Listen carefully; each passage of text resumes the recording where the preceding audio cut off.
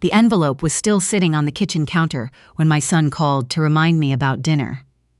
I hadn't opened it yet. I knew what was inside. The refinancing paperwork his wife had messengered over 3 days earlier, flagged with those little yellow sticky arrows that said sign here, and initial here and date here, 14 of them. I'd counted.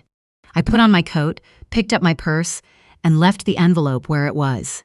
The drive to their house takes about 22 minutes if you hit the lights right on Mercer Avenue. I've made that drive probably 300 times in the last 4 years, ever since my son and his wife bought the house in Bellwood Heights. I helped them buy it, not in the way parents sometimes help, not a gift of $20,000 toward the down payment, not a furniture contribution, not a housewarming check. I co-signed the mortgage. My name is on the loan, my credit score is sanctity, my income, my decades of financial prudence, all of it pledged against a house I do not live in. I did it because he asked me to. Because the bank wouldn't approve them on their combined income alone, not for that neighborhood. And because he looked at me across a restaurant table and said, "Mom, this is the one. This is where we want to raise our kids. Is this?" He had that look he's had since he was 9 years old. Part hopefulness, part certainty that I would come through. I always had. That was 4 years ago. My daughter-in-law, I'll call her what she is, had just started her job at the marketing firm downtown. My son was 3 years into his position at the engineering consultancy. They were making good money. Not extravagant money, but solid money. The kind of money that, managed carefully, builds a life. I pulled into their driveway just as the porch light came on. The house looked beautiful. It always does. Cream-colored siding, black shutters, a flagstone path my son had laid himself 2 summers ago. He's good with his hands. Always was. I sat in the car for a moment. I was 64 years old. I had worked for 37 years as a hospital administrator. I had managed budgets that would make most people's eyes water. I had outlasted 4 hospital mergers, 2 recessions, and 1 divorce that nearly took everything I had. I rebuilt. I saved. I did not ask anyone to co-sign anything for me. I was still working. Not because I had to. I could have retired comfortably 2 years ago, but because I liked it. I liked the structure of it, the problem-solving, the colleagues I'd known for 20 years, the small authority that comes with knowing your field. I was good at my job. I intended to keep being good at it for at least 3 more years. None of that, apparently, had been factored into the plan my son and his wife had made for me. I got out of the car. Dinner was pot roast. My daughter-in-law had made it from scratch, which surprised me. She's not much of a cook, and the few times I'd been there for a weeknight meal, it was usually something from the meal kit service they subscribed to. The table was set nicely. Candles, the good plates. My little granddaughter, Poppy, was already in her high chair, smearing applesauce across the tray with the focused determination of someone who has found her life's calling. I sat down and held my hands out to Poppy, and she grabbed 2 of my fingers and squeezed, which is the best greeting I've ever received from anyone in my entire life. I will say that without reservation. My son poured wine. His wife brought out the bread basket.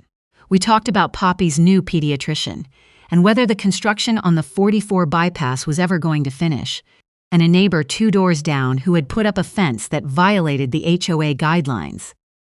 It was pleasant, normal.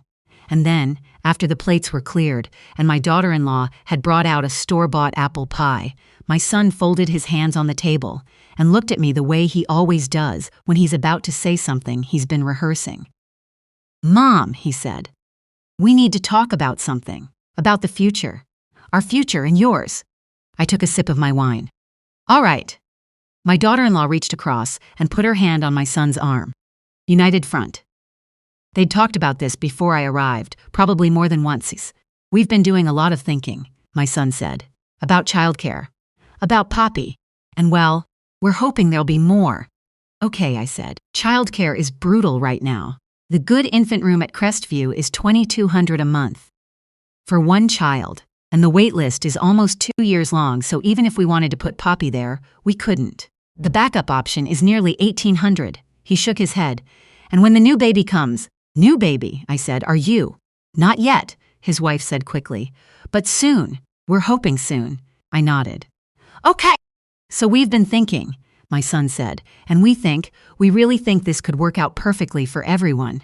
Mom, you've been talking about slowing down.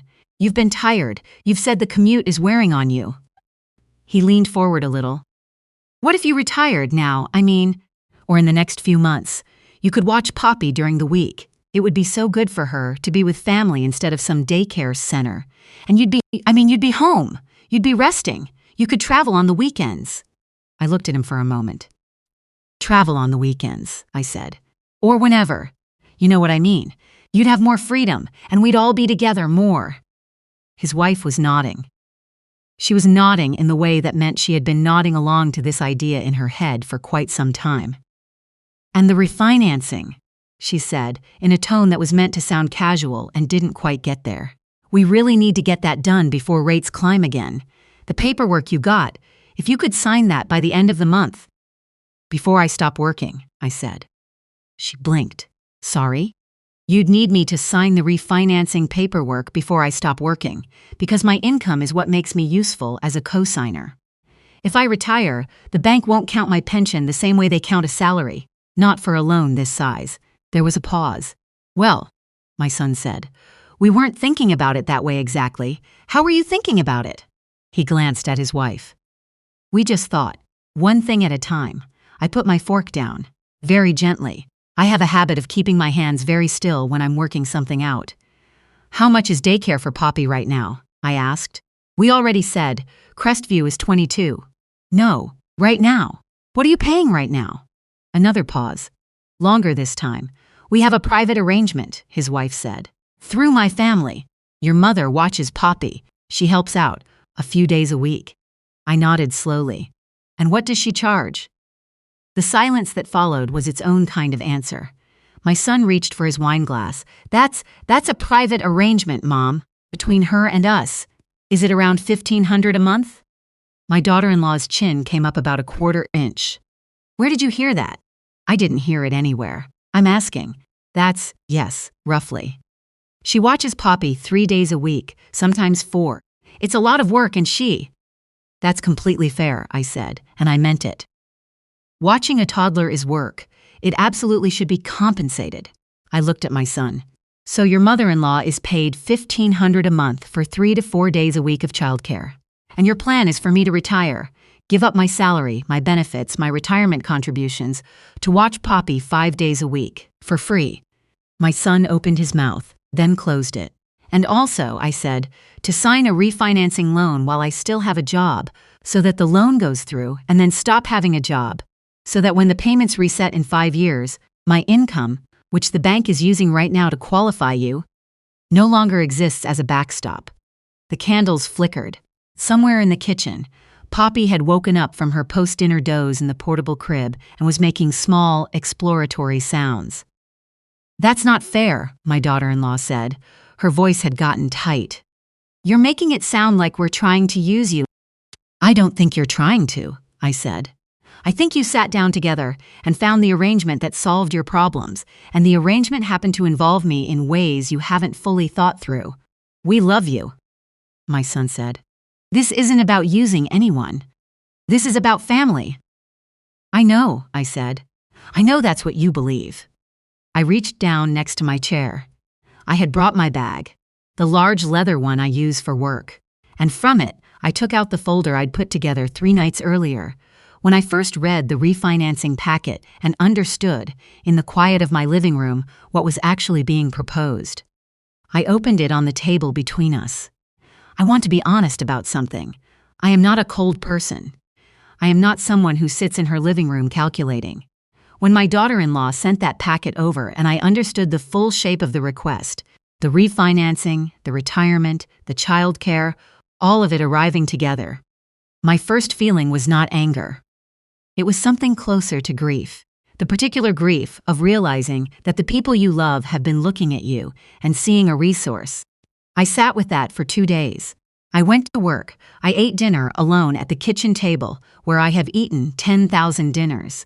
I looked at the framed photo on the shelf of my son at 8 years old, grinning at the camera with a gap where his front tooth had been, holding a fish he'd caught at Lake Edgewood like it was the greatest achievement of his life. I love him. That is not complicated. It has never been complicated. What became complicated was the math. Because on the third night, I got out a legal pad and I started writing numbers down, and the numbers told a story that had nothing to do with daycare costs. My son and his wife have a combined income of roughly $310,000 a year. He makes $180 at the consultancy. She makes $130 at the marketing firm. Before they bought the house, they were living in a 2-bedroom apartment and apparently saving comfortably. Since they bought the house, and I know this because I am on the mortgage and I receive copies of certain financial notices, whether they intend me to or not. Their savings rate has dropped to something close to zero. Their mortgage payment is $4,200 a month. That's fixed. That's fine. That's what they signed up for. The issue is everything else. There are 2 car payments. Both vehicles are less than 2 years old. One is an SUV that retails for just under $60,000. The other is a crossover that was about $45,000. Combined payment, somewhere around $1,600 a month. There's the country club membership. My son joined the year they moved into the house. A good address requires certain social affiliations, apparently. That's $380 a month in dues, not counting the dining minimum. There's Poppy's preschool enrichment program. Not full-time preschool, just the twice-weekly music and movement class and the Thursday STEM morning. $420 a month. There's the home equity line of credit they took out 18 months ago for the kitchen renovation. That line is variable rate, and it's 9 months from resetting to a significantly higher payment. That's what's driving the refinancing urgency. They want to roll the HELOC into a new mortgage before the reset hits. And there's the $1,500 a month going to my daughter-in-law's mother. I added it up. Then I added it up again because I thought I'd made an error. They were spending, by my count, somewhere between $9,000 and $10,000 a month on things that had nothing to do with food, utilities, healthcare, or basic household operation. On a combined take-home, after taxes, after the 401k contributions they were hunting, to their credit of roughly $17,000 a month, that left them $7,000 for everything else. And everything else at their current lifestyle absorbed every dollar of it. There was no room for $2,200 in daycare. There was also no room to absorb the HELOC reset. There was no cushion. There was nothing. And they wanted me to retire, not to help the family, to balance a budget that had been constructed with no margin for the actual cost of raising a child. I spread the pages out on the table. A printed summary I'd written. Not a lecture, not a condemnation, just numbers and what they meant. My son looked at it the way you look at something you already knew was there, but had been successfully not looking at. My daughter-in-law looked at it differently. She looked at it the way you look at something that was private. "Where did you get this?" she asked. "Some of it came to me directly as a cosigner. The rest is arithmetic. Your salaries are on the mortgage application." "You did this on purpose," she said. "You went and dug all this up." "I didn't dig," I said, as calmly as I could manage. I added, "Mom." My son's voice had changed, younger, the way it gets when he's genuinely distressed. "We're not in terrible shape. It's just a tight patch. The HELOC resets in 9 months," I said. "When it does, your payment on that line goes up by approximately $800 a month. You have no savings buffer, and you're about to have, hopefully, a second child." I looked at him steadily. "This is not a tight patch. This is a structure that doesn't hold." "So what are you saying?" my daughter-in-law asked. Her voice had a quality in it that I recognized. The particular brittleness of someone who has been frightened and converted that into anger because anger is easier to carry. "I'm saying I will not retire right now," I said. "I love Poppy. I will see her every weekend that works for all of us. I will be present in her life in every way that is good for her and good for me. But I cannot be your childcare solution. I am not able to give up my income, my retirement contributions, my health insurance through my employer, and the financial security I have spent 37 years building, to patch a budget that needs restructuring, not patching. So you're choosing your job over your grandchild," my daughter-in-law said. I thought about how to answer that. I thought about it for what felt like a long time. I'm choosing not to let you make a decision for me and then describe it as though I made it, I said finally. No one asked me whether I wanted to retire. You decided I would retire, decided what I would do with the time, decided it would solve your problem, and then invited me to dinner to inform me. That's not a conversation. That's a presentation. My son put his head in his hands. He looked exhausted. He probably was. I want to be honest about this too. I felt terrible. There is nothing in me that wants to cause my child pain. There has never been anything in me that wanted that. But I have sat at tables in conference rooms and delivered bad news to people who needed to hear it. I know that delivering bad news is not the same as causing harm. Sometimes they look identical from the outside. The refinancing, I said. I'll tell you what I can offer. If you want to restructure, genuinely restructure, which means looking at the car payments, looking at the club membership, making real changes, I am willing to talk about staying on as co-signer, conditionally. But I need to see a budget that makes sense without my retirement. One that has room for childcare as an actual line item. One where the HELOC payoff is part of the plan, not just rolled forward and hoped for. My son looked up. And your mother-in-law, I said to him. If you want her to continue watching Poppy, she should be paid. You should pay her what you pay your daughter-in-law's mother, or close to it. She's doing the same work. Value it the same way. She said she didn't want to be paid. Ask her again, and really listen to the answer. The candles were burning low. Poppy had gone quiet in the other room, probably fallen back asleep. The pie sat untouched in its plastic tray. My daughter-in-law got up and walked into the kitchen. I heard the sound of the faucet. She wasn't washing dishes. She was standing at the sink, and I knew, because I have done that myself, stood at a sink in a kitchen because it is the place you can go in a house when you need 30 seconds to be somewhere that isn't the table. My son and I sat together in the quiet.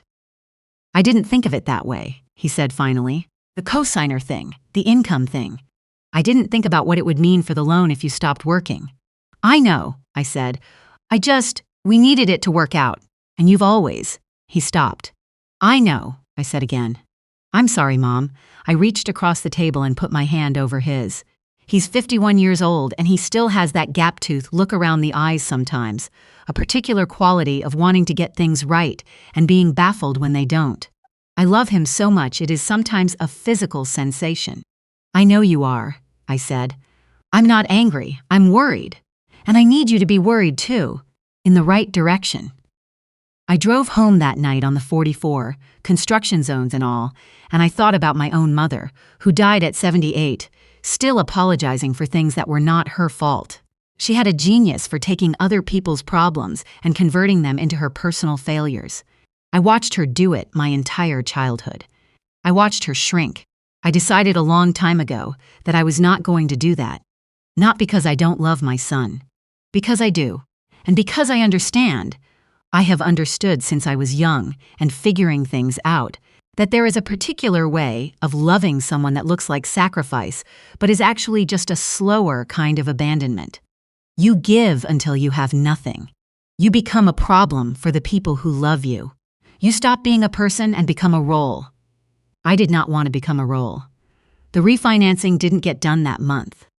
My daughter-in-law's mother, I learned later, had in fact been hoping to reduce her days for a while, but had not known how to say so.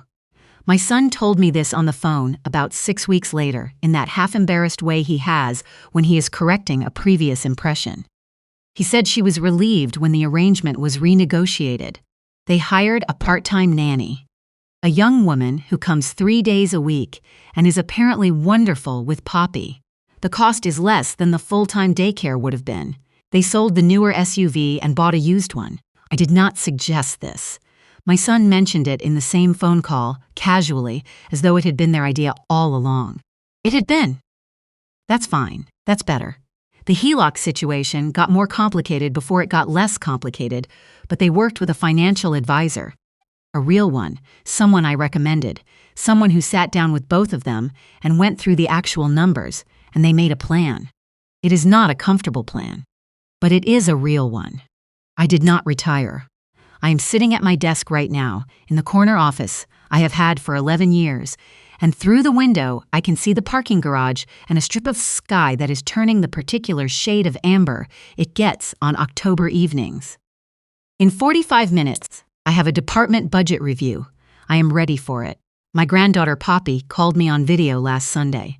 She is at the age where she is not entirely sure what the phone is or why my face is in it. But she held it very close and breathed onto the screen for about 90 seconds, which I found completely wonderful. My son was in the background, laughing. I signed the refinancing paperwork in January, after they had done the work, after the plan was real. My name is still on that house. It will probably be on that house for a long time. I've made my peace with that. A person can love someone and hold their ground. Those two things have always been able to coexist. It took me 64 years to stop being surprised by that, and a leather folder full of pages, and a dinner that nobody finished. I brought the math. They had to reckon with it. That, in the end, is all I did.